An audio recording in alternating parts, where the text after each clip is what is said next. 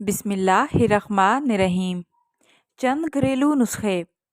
आईना चमकाने के लिए आलू के छिलके से साफ करें। पान का दाग निकालने के लिए कपड़े को दूध में डुबोकर धोएं। नेल पॉलिश के दाग को स्पिरिट से साफ करके ठंडे पानी से धो लें। कपड़े को सिरके में डुबोकर गैस का चूल्हा साफ करें, साथ साथ चिकनाई भी साफ हो जाएगी। मछली का कांटा फंस जाए तो क्या करना चाहिए?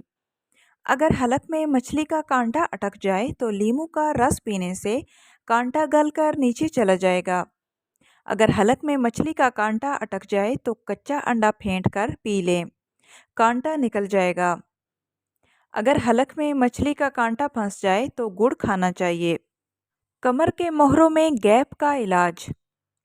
5 काली मिर्चें और 5 लौंग को पीसकर 1 ग्राम खुश्क अदरक के पाउडर में मिक्स कर लें और 1 चम्मच दिन में 2 मरतबा ताज़ा पानी के साथ लें। 3 हफ्तों के इस्तेमाल से ही दर्द में वाज़ेह फ़र्क नज़र आएगा। 2 माह के इस्तेमाल से कमर के मोहरों का गैप सही होने लगेगा। आई होप सो फ्रेंड्स, आज की वीडियो आप लोगों के लिए नॉलेजेबल रही होगी।